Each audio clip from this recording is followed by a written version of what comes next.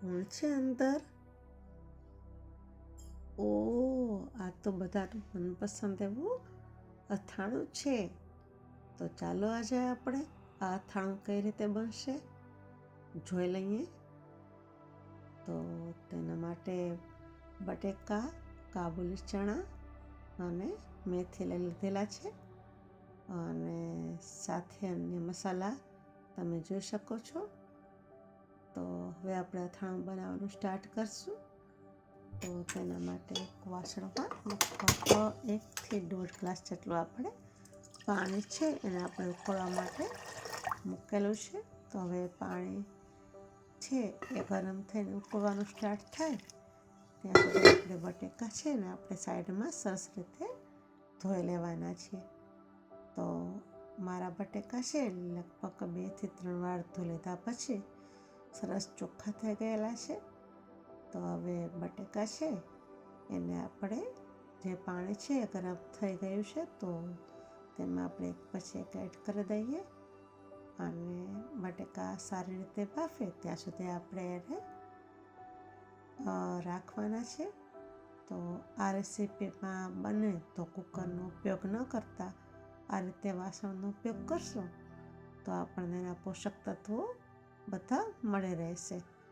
હવે બટેકા છે એ આપણા લગભગ બફાઈ ગયેલા છે કેમ કે છાલ એની સહેલાઈથી ઉતરી જઈ રહી છે. તો બટેકા આપણે હવે ચાળણીમાં કાઢી લઈશું.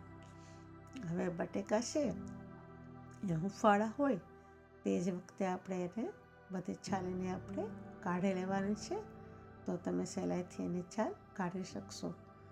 અને બટેકા છે એ કમ્પ્લીટ ઠંડા થાય તે પછી જ આપણે એને સુધારવાના છે. તો જેને લીધે બટેકાના આપણે સરસ રીતે કટકા કરી શકીએ. તો હવે બધા બટેકા છે એને આપણે સુધારી કટકા કરી અને ઢાંકી અને આપણે એને ફ્રીઝમાં લગભગ 18 થી 24 કલાક માટે રાખી દેવાના છે.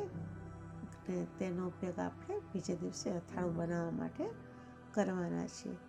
આ પ્રોસેસથી બટેકાની અંદર જે સ્ટાર્ચ ડેવલપ થાય છે એ સ્ટાર્ચ છે એ આપણા પાચનમાં મદદરૂપ થાય છે અને અન્ય ઘણા જ એના ફાયદાઓ છે જે મેં લાસ્ટમાં મૂકેલા છે તો આપ વાંચી શકો છો.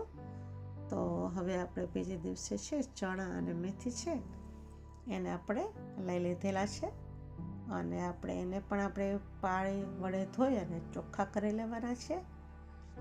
અને હવે મેથી અને ચણા છે એને આપણે ઉકળતા પાણીમાં આપણે પલાળવાના છે. તો પાણી તમે જુઓ તે પ્રમાણે ઉકળી ગયું છે. તો હવે આ બંનેમાં આપણે પાણીને છે એને રેડી દઈશું અને ત્યાર પછી આપણે ઢાંકી અને આપણે પલાળવા માટે રાખવાનું છે. તો અહીંયા આપણે ઉકળતું પાણીનો ઉપયોગ કર્યો છે અને સાથે થર્મોવેર પોટનો ઉપયોગ કર્યો છે.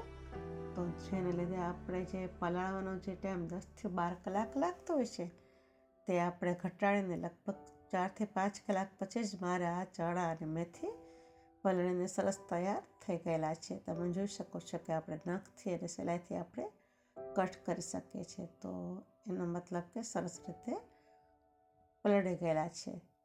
તો હવે આપણે મેથી છે એને ચાળણીમાં કાઢી અને એનું પાણી નિતારી લેશું અને ત્યાર પછી એકવાર ચોખ્ખા પાણીથી આપણે ફરી ધોઈ લેવાની છે અને ત્યાર પછી આ મેથી છે એ કમ્પ્લીટ નીતરી જાય.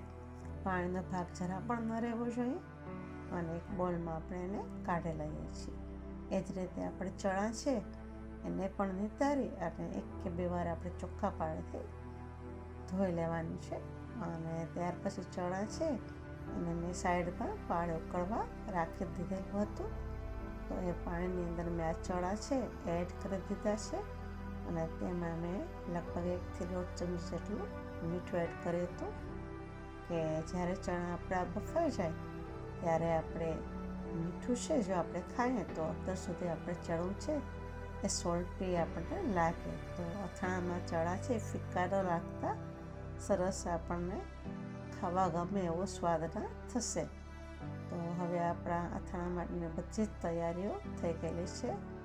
તો હવે આપણું અથાણું છે આપણે બનાવવાનું સ્ટાર્ટ કરશું. તો આપણે હવે ફ્રીજમાંથી બટાકા કાઢી લીધેલા છે, સાથે ચણા, મેથી, ત્યાર પછી આપણે લાલ મરચું, કાશ્મીરી મરચું મેં લીધેલું છે, એની સાથે મીઠું, પછી હિંગ નાખી દીધેલી છે આપણે. ત્યાર પછી અથાણાનો મસાલો આપણે એડ કરીએ છીએ, એ અત્યારે અડધો જ નાખીએ છીએ આપણે. અને ત્યાર પછી સરસ રીતે મેં આ 2 ફોકની મદદથી મેં એને હલાવી લીધેલું છે. હવે સરસ રીતે બધામાં જ કોટ થઈ જાય તે પછી ફરીથી આપણે જે બાકીનો અથાણાનો મસાલો છે એ આપણે અંદર એડ કરી દઈશું અને ફરીથી આપણે સરસ રીતે એને હલાવી લેવાનું છે. હવે મેં અહીં મારી પાસે જે અડધો મોટી સાઇઝનું લીંબુ છે એનો મેં જ્યુસ અંદર એડ કર્યો છે. તો લગભગ 2 કે 2.5 ચમચી જેટલો રસ હશે.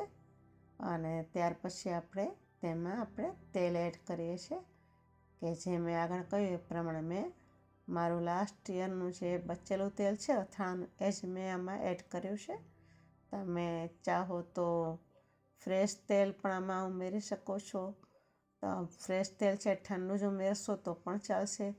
ગરમ કર્યા પછી ઠંડુ થાય તે પછી તમે યુઝ કરશો તો પણ ચાલશે, કેમ કે આ અથાણું છે એ આપણે 12 મહિના સાચવવાનું નથી. આ અથાણું તમે 15 દિવસ સુધી ફ્રીજમાં રાખીને તમે તાજે તાજું ખાઈ શકો છો.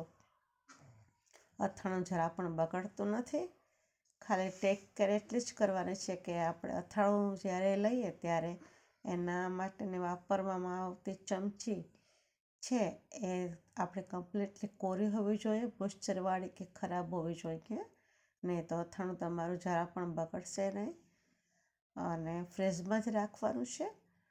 અને હવે આપણે આ જે અથાણું છે એ મેં અહીંયા થેપલા અને દહીં સાથે સર્વ કરેલું છે. તો તમે આ અથાણું ઘરે બનાવજો અને કોઈ આ અથાણું બનાવે છે ખરી કે તો મને ચોક્કસ જણાવજો. તમારી રેસીપી કંઈક અલગ હોય તો એ પણ મને કોમેન્ટમાં શેર કરજો.